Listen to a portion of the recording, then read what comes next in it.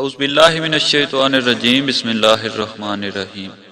Mehran world کے معزز ناظرین السلام علیکم۔ کہا جاتا ہے کہ ایک امریکی ریاست میں ایک بوڑھے شخص کو ایک روٹی چوری کرنے کے الزام میں گرفتار کرنے کے بعد عدالت میں پیش کیا گیا۔ اس بوڑھے شخص نے بجائے انکار کے اعتراف کیا کہ اس نے چوری کی ہے، اور اس نے جواز یہ پیش کیا کہ وہ بھوکا تھا اور قریب تھا کہ وہ مر جاتا، اس لیے اس نے روٹی چوری کی ہے۔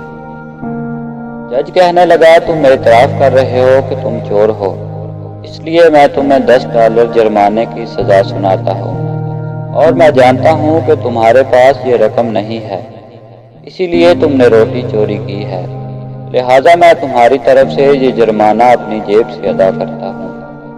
مجمع پر سناٹا چھا جاتا ہے اور لوگ دیکھتے ہیں کہ جج اپنی جیب سے $10 نکالتا ہے اور اس بوڑھے شخص کی طرف سے یہ رقم قومی خزانے میں جمع کرنے کا حکم دیتا ہے۔ پھر جج کھڑا ہوتا ہے اور حاضرین کو مخاطب کر کے کہتا ہے، میں تمام حاضرین کو $10 جرمانے کی سزا سناتا ہوں، اس لیے کہ تم ایک ایسے ملک میں رہتے ہو جہاں ایک غریب کو پیٹ بھرنے کے لیے روٹی چوری کرنا پڑی۔ اس مجلس میں $480 اکٹھے ہوئے اور جج نے وہ رقم بوڑھے مجرم کو دے دی۔ کہتے ہیں کہ یہ قصہ حقیقت پر مبنی ہے۔ ترقی یافتہ ممالک میں غریب لوگوں کی مملکت کی طرف سے کفالت اسی واقعے کی مرہون منت ہے۔ سیدنا عمر فاروق رضی اللہ تعالیٰ عنہ 1400 سال پہلے یہی کام کر گئے تھے کہ پیدا ہوتے ہی بچے کا وظیفہ جاری کرنے کا حکم دے دیا۔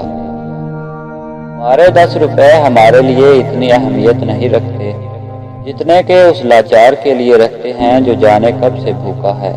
تبدیلی کے لیے ہمیں خود کو بدلنا ہوگا۔ یہ مل کر ہم سب بھی اپنی سوچ بدلیں، اپنے لیے اور اپنی اس پاک دھرتی کے لیے۔ آئیں ہم بھی اپنے ملک کے لوگوں کا سوچیں۔ کسی کی خوشی کا موجب بننا ہی سب سے بڑی خوشی ہوتی ہے۔